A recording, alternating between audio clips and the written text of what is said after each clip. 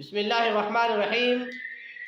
ناظرین، آج آپ کے سامنے یہ ذکر کرنا ہے کہ حضرت ابوبکر صدیق شرط میں 100 اونٹنیاں جیت گئے۔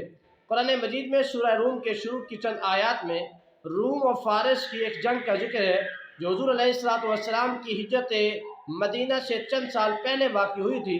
اگرچہ اس جنگ کا سرزمین مکہ سے کوئی تعلق نہ تھا، لیکن چونکہ اہل فارس شرک اور بت پرستی میں مشرکین مکہ کے ہم مذہب تھے، اس لیے مشرکین مکہ کی ہمدردیاں انہی کے ساتھ تھی۔ دوسری طرف اہل روم چونکہ مذہباً عیسائی تھے، لہذا اسلام کے قریب ہونے کی وجہ سے حضور علیہ السلام اور صحابہ کرام کی یہ خواہش تھی کہ اس جنگ میں روم کو فتح حاصل ہونی چاہیے۔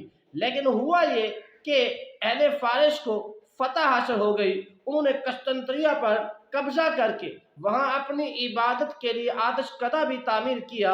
اس خبر پر مشرکین مکہ نے بڑا شور مچایا اور ظاہراً بڑی خوشی منائی، جام پہ جام چڑھائے اور یہ بھی کہنا شروع کر دیا کہ جس طرح روم کے اہل کتاب نے فارس سے شکست کھائی ہے، اسی طرح ہمارے مقابلے میں اہل اسلام بھی ہم سے شکست کھائیں گے، اور حضور علیہ السلام کے متعلق یہ کہنے لگے کہ وہ ہم سے ہار جائیں گے۔ اسی دوران قرآن مجید کی یہ چند آیات نازل ہوئیں جن میں یہ پیشین گوئی فرمائی گئی کہ چند سال بعد پھر جنگ ہوگی اور فارس کے آتش پرست بڑی شکست کھائیں گے۔ رفیق رسول حضرت سیدنا ابوبکر صدیق رضی اللہ تعالیٰ نے جب یہ آیات سنی تو بازار میں جا کر لوگوں کے مجمع میں اعلان کر دیا کہ تمہارے خوش ہونے کا موقع نہیں، چند سالوں میں نتیجہ اس کے برعکس نکل آئے گا۔ اس پر مشرکین مکہ میں سے ابی بن خلف بہت بگڑا اور کہنے لگا ایسا نہیں ہو سکا، ابوبکر تم جھوٹ بول رہے ہو۔ حضرت صدیق اکبر رضی اللہ تعالیٰ نے فرمایا میں اس بات پر شرط لگانے کے لیے تیار ہوں، جو کہہ رہا ہوں اسی طرح ہوگا۔ اگر 3 سالوں میں ایسا نہ ہوا تو 10 اونٹنیاں میں تمہیں دوں گا، اگر ایسا ہو گیا تو تم 10 اونٹنیاں مجھے دو گے۔ یہ معاملہ قمار بازی کہلاتا ہے، چونکہ اس وقت تک یہ حرام نہیں ہوا تھا، بعد میں اس کی حرمت کا حکم آ گیا تھا، چنانچہ ان دونوں میں یہ معاملہ طے پا گیا۔ حضرت ابوبکر صدیق رضی اللہ تعالیٰ بارگاہ رسالت میں حاضر ہوئے اور حضور علیہ السلام کو یہ واقعہ عرض کیا۔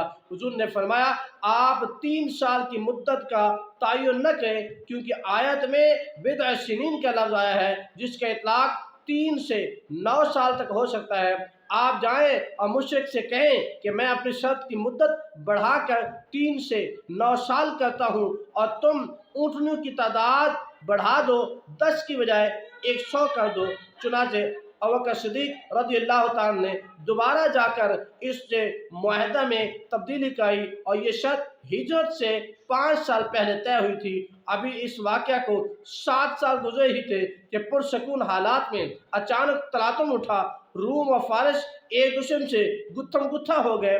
چند دنوں کے تابڑ توڑ لڑائی کے نتیجہ میں یہ واضح ہوا کہ روم نے فارس سے نہ صرف اپنے تمام مقبوضہ علاقے واپس لیے ہیں، بلکہ یہاں سے فارس کے بادشاہ کسریٰ پرویز کا زوال شروع ہوا اور چند سالوں کے بعد مسلمانوں نے پرویز اور اس کی سلطنت کا خاتمہ کر دیا۔ آج تک پرویز اور پرویزیوں کے لیے ان آیات میں عبرت کا سماں موجود ہے۔ چنانچہ غزوہ بدر کی فتح سے مسلمانوں کو خوش نصیبی ہوئی اور ادھر سے روم کی فتح کی خوشخبری بھی آ گئی۔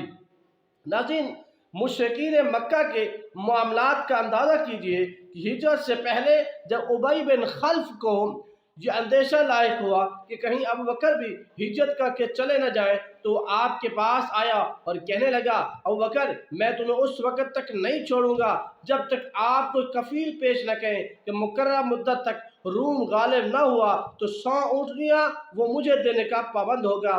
حضرت ابوبکر صدیق رضی اللہ تعالیٰ نے اپنے فرزند عبد الرحمن کو اس کا کفیل مقرر کر دیا، اور اب جبکہ حضرت ابوبکر صدیق رضی اللہ تعالیٰ شرط جیت چکے تو ابی بن خلف اس فتح سے پہلے ہی مر چکا تھا۔ صدیق اکبر رضی اللہ تعالیٰ نے اس کے وارثوں سے اپنی شرط کے مطابق مطالبہ کیا اور اللہ